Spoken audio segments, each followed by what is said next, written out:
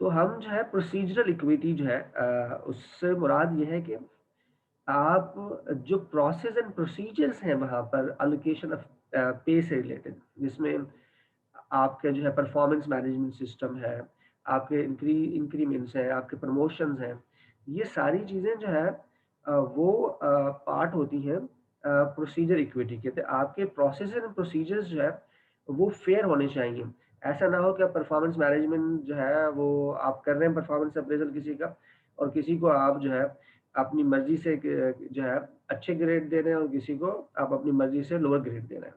तो ये forms of equity जो है ये एक अलग जो है एक पैटर्न है। तो फॉर्म्स ऑफ इक्विटी हमने अ, इससे पीछे वाले इसके अंदर हमने पढ़ा था ये में कि factors to determine the pay rate. इसके अंदर हमने पढ़ा था time, performance, policy and strategy of company, equity, legal and union. तो हम अभी जो डिस्कस कर रहे थे वो इक्विटी को हम डिस्कस कर रहे थे। फॉर्म्स ऑफ इक्विटी कितने होते हैं? तो फैक्टर्स, ये वो फैक्टर्स हैं जो कि पे रेट को डिटरमाइन करते हैं, या ये इम्पैक्ट करते हैं पे रेट के ऊपर, जो कि यहाँ पर आपको नजर आ रहा है।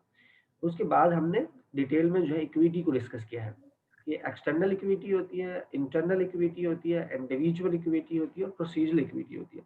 एक्सटर्नल इक्विटी में हम क्या करते हैं कि एक कंपनी की जॉब को दूसरी कंपनी के जॉब से कंपेयर करते हैं। इंटरनल इक्विटी क्या होती है कि एक जॉब्स को दूसरी जॉब के साथ, सीनियर या जूनियर जो पोजीशंस होती हैं उनके साथ कंपेयर करते हैं। इंडिविजुअल इक्विटी को सेम पोजीशन पर काम करने वाले, यानी मैनेजरियल पोजीशन पर जो लोग काम कर रहे हैं उनकी जो सैलरी होती है, पे होती है, उसको कंपेयर करते हैं।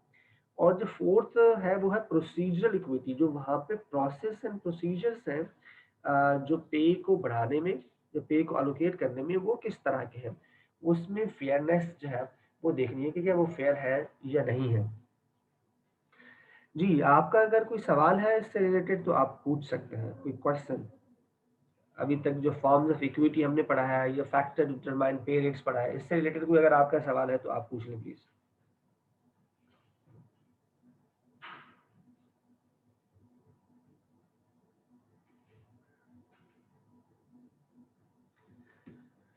Yes, any question? कोई सवाल नहीं है, ठीक है। अगर कोई सवाल नहीं है तो हम आगे बढ़ जाते हैं। नेक्स्ट है हमारे पास, दैट इज एस्टेब्लिशिंग पे रेट्स।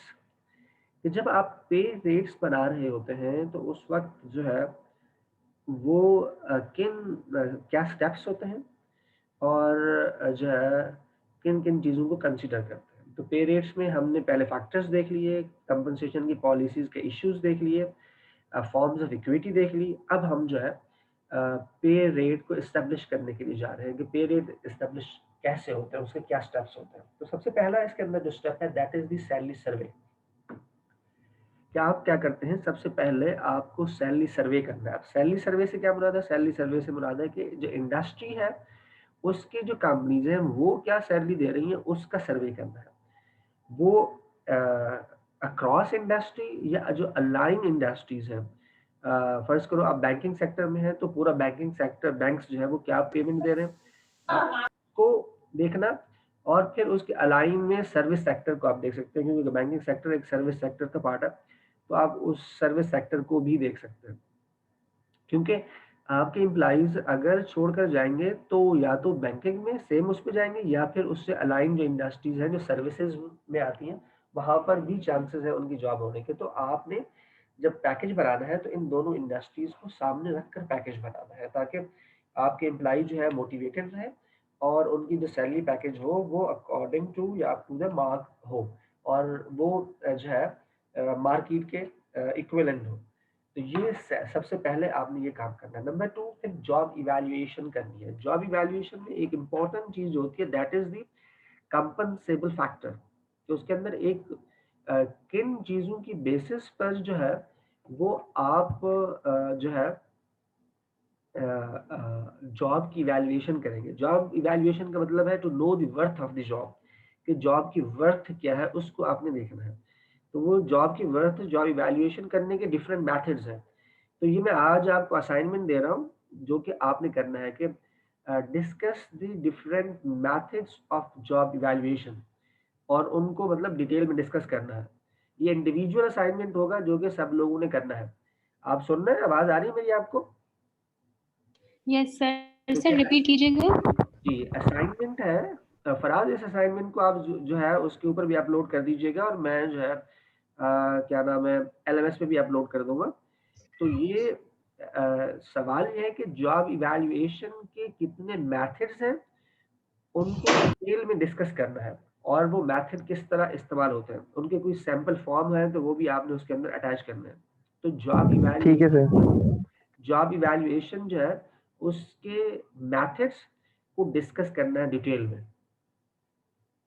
ठीक है, आज मैं मेथड तो आपको पढ़ा दूंगा, लेकिन मैं ये नहीं पढ़ाऊंगा कि वो कैसे होते हैं, वो आपने असाइनमेंट के थ्रू जो है उसे करना है। और जो कमिंग क्लास है उसके अंदर जो क्विज होगा, वो क्विज जो है इसी चैप्टर में से होगा जो कि मैंने आज पढ़ाया है। इस चैप्टर में से क्विज भी जो है मुझे लेना है, तो आपने इस चैप्टर को भी जरा रिव्यू करके आना ताकि मैं क्विज ले सकूं। ओके, उसके बाद हमारे पास है तो कंपनसेबल फैक्टर्स जो है, ये जो है इसके थ्रू हम जॉब की जो वर्थ है वो मालूम सर करते आज वाले सारे चैप्टर्स या बस यही वाला चैप्टर? हैं। आज के सारे कौन से? एक ही चैप्टर है जिसको हम चला रहे हैं, स्लाइड्स अलग अलग है, चैप्टर तो एक ही है। ठीक है, ओके सर। तो हम जो है एस्टेब्लिशिंग पे रेट्स को हम डिस्कस कर रहे थे। तो ये दो चीजें, सैलरी पे रेट्स बनाने से पहले हमें ये दो चीजें देखना बड़ा जरूरी है। एक तो जो सैलरी सर्वे है उसे करना है, और जो इंटरनल आपकी जॉब है उसकी वर्थ को मालूम करना है। उसके बाद थर्ड स्टेप में आप क्या करेंगे, ग्रुप सिमिलर जॉब इनटू पे ग्रुप्स। तो आप जो सिमिलर जॉब्स होंगी उनको डिफरेंट ग्रुप्स के अंदर डिस्ट्रीब्यूट कर देंगे, कैटेगराइज कर देंगे उसको, कि जी ये एक ग्रेड बन जाएगा, ये दूसरा ग्रेड बन जाएगा, ये तीसरा ग्रेड बन जाएगा। तो ग्रेड वाइज उन जॉब्स को आपने, जो सिमिलर जॉब्स हैं उनको आपने डिस्ट्रीब्यूट करना है। फिर फोर्थ स्टेप में हर जो आपने ग्रेड बनाया है उस ग्रेड को जो है वो आपने उसकी प्राइस डिटरमाइन करनी है कि उस ग्रेड के लिए कितना अमाउंट या कितना सैलरी और अदर बेनिफिट्स कितने होंगे। उसके अंदर आगे मैं आपको कुछ दिखाऊंगा नेक्स्ट स्लाइड के अंदर, जो है इसको वेज कर्व के नाम से है, तो नेक्स्ट स्लाइड में वेज कर्व को हम डिस्कस करेंगे। उसके बाद जब आप एक दफा उसे पे रेट असाइन कर देंगे, then you can fine tune the pay rates, यानी उसको एक दफा दोबारा रिव्यू करते हैं और एडजस्टमेंट करते हैं अगर कोई रिक्वायरमेंट होती है तो फाइन ट्यून करते हैं आप पे रेट्स को। तो ये 5 स्टेप्स मैंने पढ़ाए हैं, अलग अलग बुक्स में अलग अलग है, लेकिन उसमें ये 5 स्टेप जो है बहुत इंपॉर्टेंट है, जिसमें सैलरी सर्वे है, जॉब इवैल्यूएशन है। इन दोनों चीजों की बेसिस पर आप जो है जो जॉब्स है उनको ग्रुप्स में शामिल करते हैं, और फिर उसके बाद जो है वो हर एक जो पे ग्रेड होता है उसकी प्राइस को डिटरमाइन करते हैं, और फाइनली जो है आप पे रेट्स को फाइन ट्यून करते हैं। मतलब फाइन ट्यून करने का मतलब है आप उसको चेक करते हैं, देखते हैं, और उसके बाद उसे इम्प्लीमेंट कर देते हैं। अच्छा जी, उसके बाद ये है वेज कर्व, जिसको हम वेज कर्व कहते हैं। इसके मुताबिक ये पॉइंट्स मेथड के थ्रू वेज कर्व बनाया गया है कि ये पॉइंट्स है एक तरफ, कि अगर 100 पॉइंट्स हैं तो उसकी कितनी सैलरी होगी, 200 पॉइंट्स उसने किए हैं तो कितनी होगी, 300, 400, 500। अब जब आप इन मैथड्स को पढ़ेंगे तो तब आपको पता चलेगा कि ये जो पॉइंट्स है ये क्या है। तो इसलिए मैंने असाइनमेंट आपको दिया है ताकि आप इन चीज़ों को पढ़ेंगे और असाइनमेंट बनाएंगे तो आपको जॉब इवैल्यूएशन के हवाले से मालूम हो जाएगा। तो ये एवरेज पे रेट यहाँ पे आपको नजर आ रहा है। उसके बाद इसको कहते हैं वेज कर्व। तो ये वेज कर्व है, ये जो यहाँ पे प्लॉटिंग हो रही है, ये डॉट्स आ रहे हैं, इस डॉट्स के दरमियान में ये आपको कर्व जो है, एक लाइन जो है वो जा रही है, जो कि ये बता रही है कि आपका पे रेट क्या होगा। नेक्स्ट होता है जब आप वेज स्ट्रक्चर, यानी आपकी उसकी अपर लिमिट क्या होगी और लोअर लिमिट क्या होगी, यानी मैक्सिमम पे रेट क्या होगा उस पोजीशन के ऊपर, और जो मिनिमम पे रेट है वो क्या होगा उस पोजीशन के ऊपर। ये तो दरमियान वाली लाइन है जो कि हमने, ये वाली ये एवरेज लाइन है जो कि हमने निकाली है, और ये जो है मिनिमम पे रेट होगा और ये मैक्सिमम पे रेट होगा। मिनिमम पे रेट यानी जब आप सैलरी का ग्रेड बनाते हैं, स्केल बनाते हैं, तो उसमें एक मिनिमम होता है। फर्ज करो कि असिस्टेंट मैनेजर की सैलरी जो है वो 40,000 से लेकर 60,000 तक है, तो 40,000 मिनिमम रेंज हो जाएगी और 60,000 मैक्सिमम रेंज हो जाएगी। इसी तरह ये जो दरमियान वाली लाइन है ये एवरेज बताती है कि जितने भी लोग उस पोजीशन पर काम करते हैं, एवरेज वो कितनी सैलरी जो है वो ड्रॉ कर रहे होते हैं। तो ये जो है पैकेज है इस तरह तैयार होता है।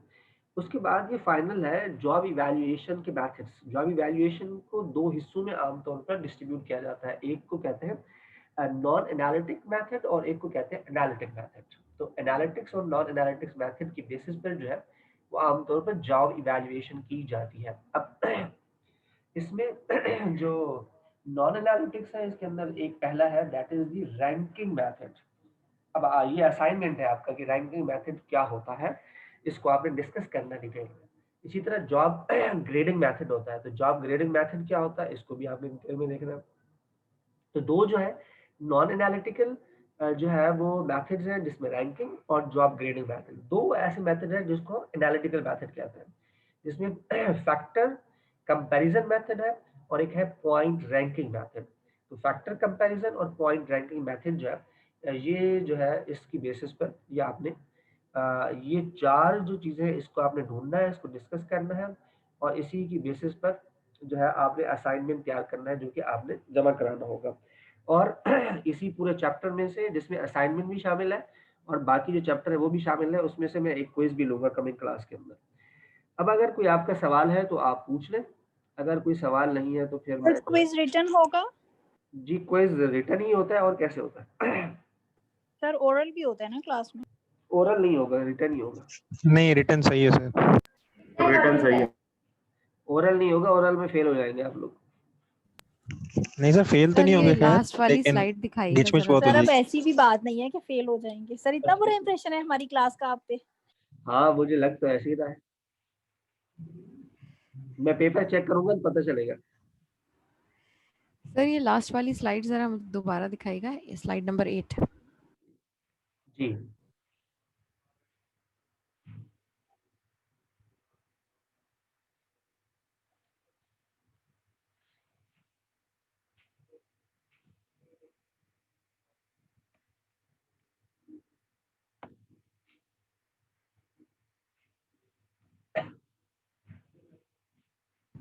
सर इस तरह की चीजें भी अटैच कर सकते हैं हम अपने असाइनमेंट में, अगर कोई ऐसे ग्राफ्स हो या कुछ।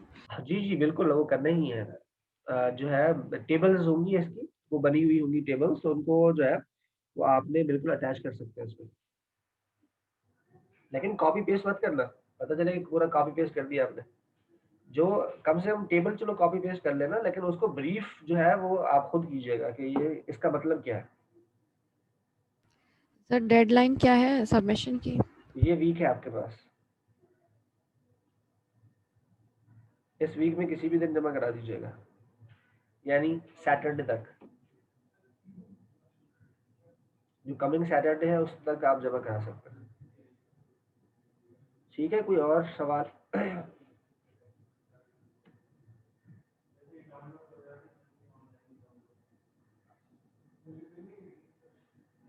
सर ये पॉइंट्स डिस्क्राइब कीजिएगा, ये पॉइंट्स किस तरह से हम ये तो आपने असाइनमेंट है, प्लॉट करते हैं?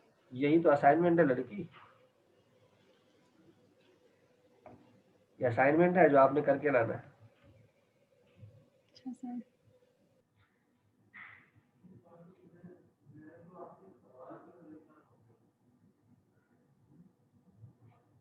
और कोई सवाल किसी का? कोई और सवाल?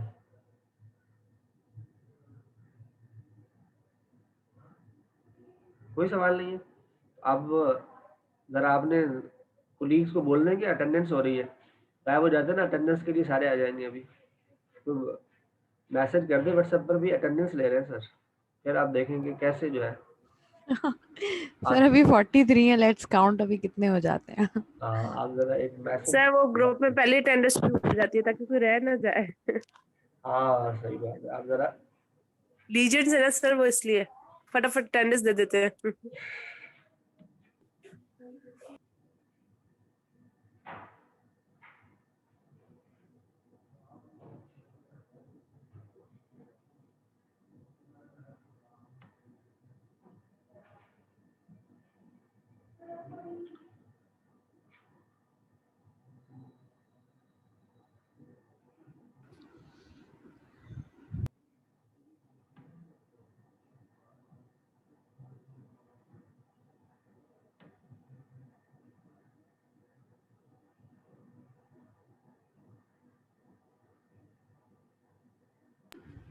सर आपने फर्स्ट हाफ की नहीं ली ना अटेंडेंस, अभी एक साथ ही लेंगे आप? जी फर्स्ट हाफ की नहीं दी। आज 1 नवंबर है ना? जी सर 1 नवंबर। Yes sir. ठीक है।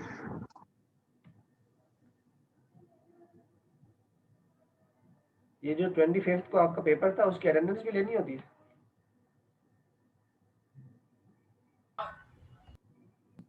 नहीं सर, जिस दिन से पेपर दिए वो अटेंडेंस हो गई उसकी, ऑब्वियसली अटेंडेंस तो नहीं होगी उस वो दिन तो की। पता चल ही जाएगा पेपर से। अच्छा ठीक है। वैसे वहाँ पर अटेंडेंस वाले सब लोग सर हैं, उसमें तो सब प्रेजेंट ही होंगे सर। सब प्रेजेंट होंगे बिल्कुल। ठीक है जी। तो नौशीन, ये आपको नजर आ रही है स्लाइड पे? ये जो है आपकी अटेंडेंस तो नजर नहीं आ नहीं रही? सर, नहीं सर, सर, नहीं आ रही ब्लैंक है। आ रहा है। अच्छा, फीट नजर नहीं आ रही सर। अभी कर देते।